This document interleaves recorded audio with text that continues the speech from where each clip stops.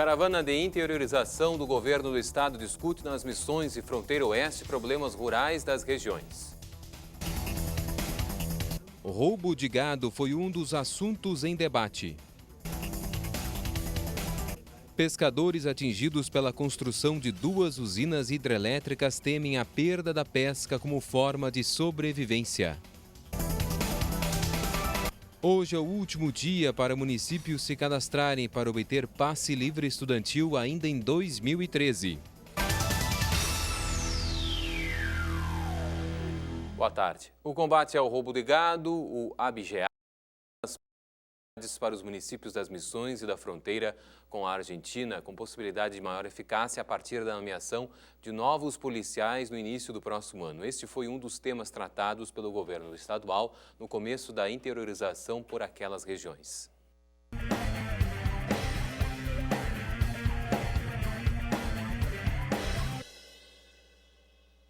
No primeiro dia da caravana de interiorização do governo do estado, acompanhado de secretários municipais, esteve em Garruchos, na região das Missões. Ele foi recebido pelo prefeito da cidade, Carlos Cardinal, que solicitou maior segurança para o meio rural e providências quanto ao fim do crime de abigeato na região, o furto de animais comum nas fronteiras.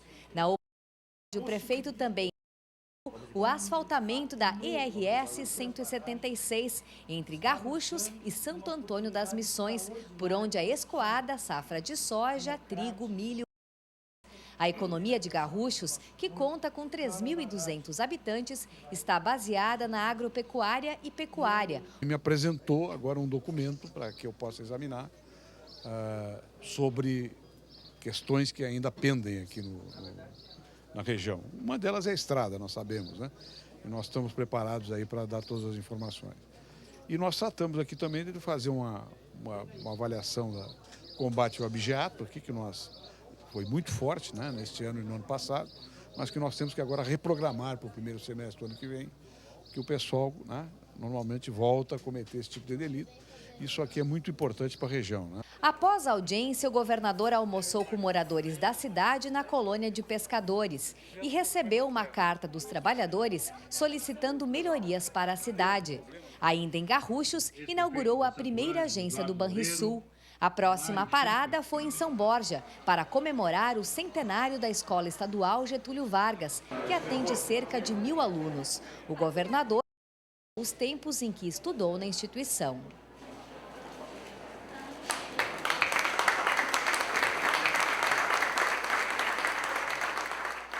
A caravana de interiorização segue até sábado e ainda visitará as cidades de Maçambará e Palmeira das Missões.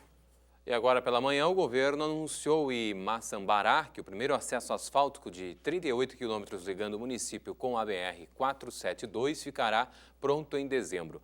A obra era esperada há 15 anos pela comunidade. A cidade também contará com uma subestação da CE. A unidade vai melhorar o abastecimento de energia em grande parte da fronteira oeste do estado. Começou no final da manhã, no Foro Central de Porto Alegre, o depoimento de Natália Danroche. Ela é namorada de Kiko Spor, um dos sócios da Boate Kiss e um dos 4 réus no processo criminal. Natália estava no local na noite do incêndio que causou a morte de 242 jovens. No depoimento, Natália afirmou que Kiko era contrária à colocação da espuma utilizada como isolante acústico na casa noturna. Ela ressaltou o envolvimento do namorado com Mauro Hoffman, também sócio da boate. Spor acompanha a audiência ao lado do advogado Jader Marques. Uma escola de Porto Alegre não utiliza mais cadáveres nas aulas de anatomia. A pintura em modelos substituiu o método tradicional. A arte é feita diretamente no corpo. Todo cuidado é pouco. Cada traço revela uma parte do corpo humano. Hoje o assunto aqui tratado é o dorso. E assim são as aulas de todos os cursos relacionados com a saúde nesta instituição. A pintura leva de 2 a 3 horas para ser concluída. Arte é que ensina os alunos e também o artista plástico. Foi bem divertido de mudar essa leitura do papel para o corpo humano e pela questão do movimento. Acaba se tornando também uma escola aqui, junto com os professores, o aprendizado da anatomia, que acaba aperfeiçoando ainda mais o meu trabalho como pintor. Em aulas de morfologia e anatomia, o uso de cadáveres não ocorre. Os alunos enxergam músculos assim. Segundo a professora, o ensino não fica prejudicado com essa nova técnica. Os cadáveres, eles foram utilizados durante muito tempo com muito sucesso, mas eles apresentam muitas limitações, principalmente no que diz respeito a movimento, a inserção de músculos, a apresentação de ossos, o que faz com que o ensino, com o uso dessa nova metodologia, ele seja mais atrativo, mais dinâmico, que o modelo interage, ele se movimenta, ele faz o movimento que a gente quiser e ele fala sobre esse movimento também, se a gente perguntar. Então, a interação entre pessoas é importantíssima. Só neste semestre já foram 15 aulas utilizando a metodologia de ensino. A chamada body painting talvez substitua mesmo o estilo do aprendizado. O aluno pode ter contato assim, de uma forma direta com os músculos, porque no desenho é uma coisa, né? E ao vivo, uma pintura é outra. Conforme se sobe o membro superior, a escápula ela é elevada. E quando a escápula é elevada, o trapézio participa do movimento. Veja depois do intervalo, encerra hoje prazo para municípios se cadastrarem em programa para obter passe livre estudantil e também. População desalojada para a construção de 2 usinas na região noroeste do estado teme prejuízos com inundações diárias. O sistema de passe livre estudantil nos ônibus começa a se concretizar. Ainda é baixo, no entanto, o número de cadastrados na sede da União Estadual dos Estudantes do Mercado Público da capital. Municípios que não integram o sistema de transportes da Metroplan e desejam garantir o passe livre estudantil ainda para 2013, têm até a meia-noite de hoje para se cadastrar. Para 2014, o cadastro pode ser feito até o dia 29. Até a manhã de hoje, mais de 100 municípios já haviam se inscrito. É a primeira vez que nós temos uma receita que não seja a passagem para subsidiar uma isenção. Está provisionado no orçamento do ano que vem e já está na conta hoje da Metroplan recurso para bancar essa isenção. Quer dizer, isso é importante sinalizar. A primeira vez que não é o passageiro que paga que sustenta a isenção. Leandro ingressou esse ano no curso de Educação Física da URGS. Mora em Alvorada e depende do transporte público para estudar. Hoje ele veio fazer o passe livre estudantil. O jovem faz parte de um grupo de 200 mil estudantes que tem renda familiar per capita de até um salário mínimo e meio. Por semana eu gasto aproximadamente uns R$40 em passagem. Então, com um passe livre estudantil esse vai ajudar muito, né, para compensar, porque é um gasto grande que a gente tem, né, às vezes quando tá chovendo tem que pegar uns 2 ônibus, então tem que um gasto maior ainda, né. A gente tem bastante gasto com livro, às vezes a educação física tem o lance de comprar um uniforme para o esporte, às vezes alguns esportes necessitam de algum uniforme específico, então vai ajudar bastante, né.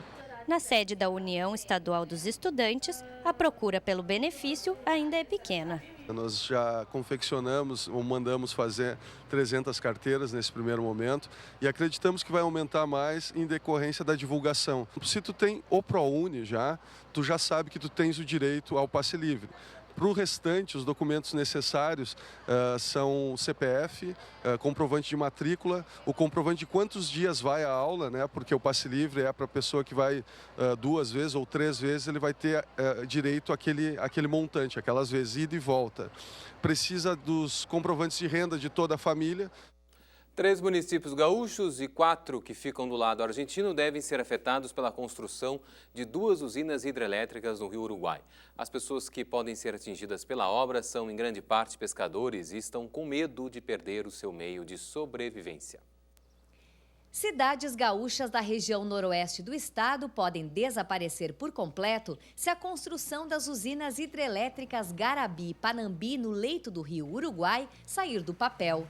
Segundo dados do projeto desenvolvido entre Brasil e Argentina, as barragens vão inundar uma área de 73.200 hectares e desalojar cerca de 12.600 pessoas na área urbana e rural. É exatamente neste ponto do Rio Uruguai, entre os quilômetros 860 e 1020, que serão construídas as usinas hidrelétricas de Garabi e Panambi, com capacidade instalada de 2.200 megawatts. O projeto já vem provocando mudanças no leito e comprometendo a sobrevivência dos pescadores. Isso porque, quando as barragens já existentes estão cheias e as comportas são abertas, a água sobe muito e leva em poucas horas as redes, impedindo a pescaria. O pessoal mora aqui, faz a vida disso, faz a vida do rio e, consequentemente, eles não vão ter mais essa atividade, não vão ter mais esse contato, né? quase assim que cultural com o rio, né? É um contato cultural, assim. O rio faz parte da vida de toda essa gente. Então, nós vamos ter um prejuízo natural enorme, né? Para o prefeito de Garruchos, enquanto o impacto ambiental é grande, os benefícios econômicos são pequenos. A indenização não garante a vida, o futuro das pessoas. Nós temos que ver quais são os programas, quais são, enfim, as providências do ponto de vista humano que serão tomadas para garantir que estas pessoas tenham condições de continuar vivendo, criando seus filhos e enfrentando o futuro. Ainda não foi definido o futuro dos pescadores, quanto a assentamentos e indenização. Quem sabe pescar, sabe pescar. Eles não têm diploma para pescar, eles aprenderam com o pai, com o avô. E a gente sabe que nos centros urbanos é uma outra realidade. A maioria dos pescadores de Garruchos é contra a construção das hidrelétricas. O sustento minhas filhas, o meu marido, ele dá duro danado para nós viver daqui. E a hora que fecha a pescaria, nós temos que se virar nos 30. Claro que recebemos seguro-desemprego, tudo, mas mesmo assim não dá. O que a gente gosta é de estar aqui, ó. O que a gente mais gosta é de estar aqui, ó. De ver as crianças tudo embarradas, pescando, nós pescando, seja a hora que for. Isso aqui que é a nossa vida. Segundo a Eletrobras, no estudo de inventário, estimou-se que a população total de área urbana e rural atingida somente pela barragem de Garabi será de 5.900 pessoas, uma diminuição de 45% em relação ao projeto anterior. Durante o estudo de impacto ambiental serão realizados o cadastro socioeconômico e o cadastro imobiliário. Quanto à preservação de peixes, a assessoria da Eletrobras informa que estudos aprofundados sobre as espécies da região serão realizados para conhecer os impactos do projeto e desenvolver medidas de proteção. Também estão sendo realizados estudos sobre as espécies de peixes que são importantes comercialmente na região e sobre a população que sobrevive da pesca para desenvolver medidas de compensação. A seguir você fica com o programa Estação Cultura, mais informações à tarde no TVE Notícias e depois no Jornal da TVE, segunda edição, às 7h30 da noite. Nós voltamos na segunda-feira, ao 12h30. Até lá.